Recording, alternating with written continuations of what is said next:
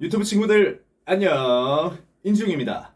자, 오늘은 세계적으로 문제가 되고 있는 중국의 표절, 중국인들은 왜 표절을 당연하게 생각하고 거기에 대해서 별로 경각심을 가지지 않는가에 대해서 한번 이야기를 해볼까 해요. 요즘 뉴스만 봐도 세계적으로 한류가 얼마나 힘이 강하게 쭉쭉 뻗어나가고 있는지 잘 아실 수 있을 거라고 생각해요. 세계 3대 시청률 높은 드라마 미드, 영드, 한드가 뽑힐 정도로 한국 드라마는 세계적으로 인기를 타고 있고요. 한국에서 만든 예능을 미국이나 영국에서 판권을 사가서 프로그램을 만들어내는 일도 생기고 있습니다. 하지만 그 한국인의 창작을 부당하게 이용하고 거기에 대해서 책임을 지지 않는 중국인들의 표절이 굉장히 문제가 되고 있어요. 자, 우선 예능 프로그램에서의 표절만 한번 언급해 볼게요. 미우놀이 새끼, 미우새라고 하죠. 프로듀서 101, 효린의 민박, 윤식당, 쇼미더머니, 삼시세끼, 꽃보다 누나, 히든싱어, 판타스틱 듀오, 거기다가 최근에는 전참시까지. 예전부터 있었던 프로그램들은 언급도 하지 않았어요. 최근에 끝났거나 최근에 방영하고 있는 프로그램들만 나열했는데도 이 정도입니다. 여기서 더 어이가 없는 건 중국 표절은 단순히 그 포맷만 들고 가서 자기네들 식으로 바꾸는 게 아니라 로고, 세트장, 출연진의 진행 방식, 심지어 의상까지도 한국에서 예능 프로그램에서 봤던 그대로를 그냥 들고 와요.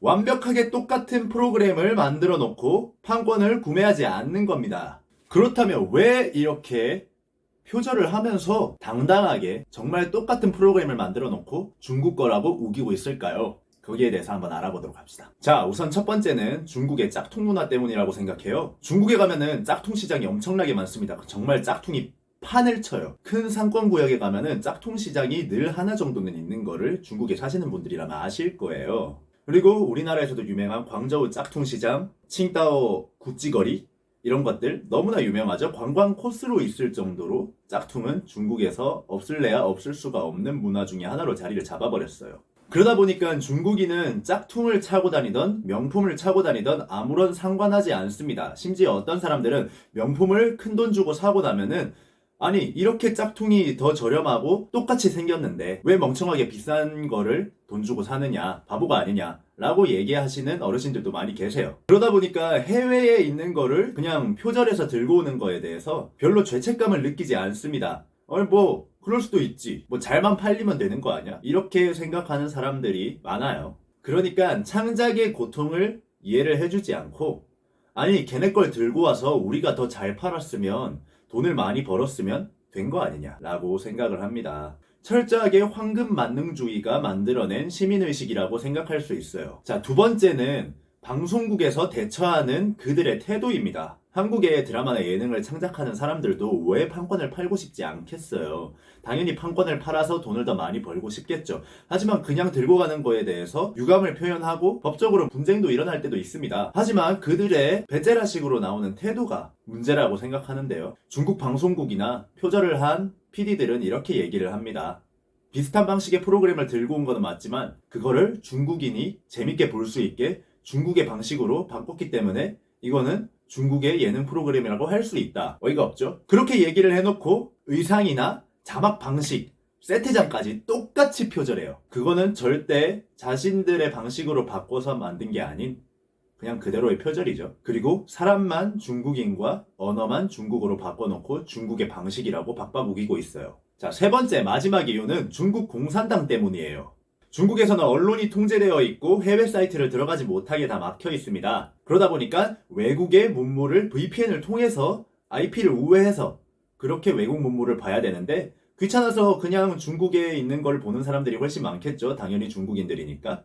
그러다 보니까 해외에 있는 걸 그대로 들고 와도 이게 우리나라가 만든 건지 해외 걸 들고 와서 만든 건지 모르는 사람도, 거기에 대한 표절에 대한 관심이 없는 사람이 대부분입니다. 거기에 대해서 그냥 의문을 제기하지 않아요. 아, 그냥 재밌게 봤으니까 됐다, 끝? 이렇게 생각하는 사람들이 대부분이라서 그렇게 들고 오는 거에 대해서 부끄럽게 생각하고 의문을 제기하고, 뭐 좀 깨어있는 사람들이 SNS에서 그런 얘기를 한다지만 굉장히 소수의 사람들이라서 중국의 인구가 14억인데 그 중에 1억 명만 봐도 그 프로그램은 대성공이겠죠. 그렇게 나오는 잡음들에 대해서 방송국 측도 어차피 걔네들이 뭐라고 해봤자 우리는 돈을 잘 버니까 이러면서 그냥 묵살해버리는 경우가 많습니다. 한국도 처음에는 중국에다가 표절 시비나 법적인 분쟁이나 굉장히 많이 갔었어요. 하지만 공산당을 등에 업고 베제라식으로 나오는 거죠. 한국이 만약에 미국만큼 힘이 있었으면은 표절 시비에 들어갔을 때 제대로 말을 하면은 중국이 알아듣겠죠. 하지만 중국은 한국의 표절 시비는 신경도 쓰지 않아요. 중국에서 표절 시비로 한 번 딱 이긴 경우가 있는데요. 바로 디즈니가 중국에다가 고소를 한 거였어요. 중국에서 디즈니 작품을 표절을 해서 한번 애니메이션을 만든 적이 있는데요. 판권의 제왕 디즈니는 중국에다가 대놓고 고소를 하고 미국을 등에 업고 표절 시비를 이깁니다. 하지만 그거는 디즈니라는 큰 회사가 미국을 등에 업고 달려든 거라서 가능한 거지, 한국 방송국이, 한국 예능 PD가 이렇게 중국에 고소를 해가지고 이길 확률은 너무나 적다 이거죠. 그래서 이제는 그냥 한국 측에서도 표절해가는 걸 포기를 하고 그냥 유감 성명 정도밖에 하지 않고 있는 상황이 돼버렸어요. 한국도 그냥 그들이 표절하는 걸 포기를 해버린 거죠. 대국이라고 불릴 정도로 큰 땅덩이와 전 세계 인구의 3분의 1가량을 차지하는 엄청난 인구를 믿고 다른 나라의 사람들이 밤을 새가며 코피를 쏟아가며 만들어낸 창작의 고통을 이해해주지 않고 그저 돈벌이로만 활용하는 그런 무책임한 행동을 그만둬줬으면 좋겠습니다. 오늘도 재밌게 보셨나요? 재밌게 보셨다면 구독과 좋아요 부탁드릴게요. 지금까지 인지용이었습니다. 감사합니다.